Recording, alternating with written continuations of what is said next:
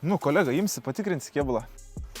Variklis šaltas, nekurtas. Liuks, gera pradžia. Pusė darbo. Rokliavo prorūgius. Čia geras bairis. Spėkit, kas čia yra. Nuo plovyklos šepetinės. Įdomus faktas. Lempa aptraukta PPF plevelė. Reiškės buvo mylima mašina. Nieko neturim.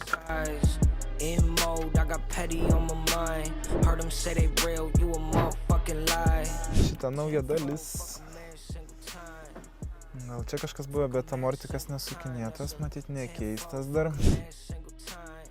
Cold startas. Nu, ką čia turim? Tyliai visi.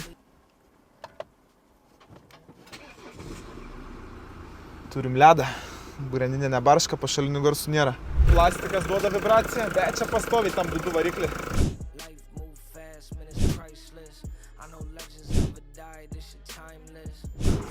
Kad ir biškiai tokių rudelių yra apsinešę, bet jūs nebijokit, jos greit nusivalys. Visas šonas, gana storai. Manau, kad yra nemažai lako užpūsta. Vieną vietą išpakliuotą radu. Viskas, atlikom automobilio patikrą, ką nustatėm, kad buvo brėžtas šonas, biškiai pabraižyti ratai, aplink variklio skyrių nėra kažkokių tepalų, skysčių, prasisunkimų, viskas liuks. Rida tikra, 180 keli tūkstančiai. Važiuokliai pašalinių garsų nėra. Ką galiu pasakyti apie automobilį? Gaila, kad nesimatė per VIN kodą, kad buvo daužta. Tai jau būtų buvęs niuansas, bet šiaip nieko tokio, nes nėra kažkokia itin stipri buvus avarija, tiesiog matyt kažkoks labai lengvas prabrėžimas buvo.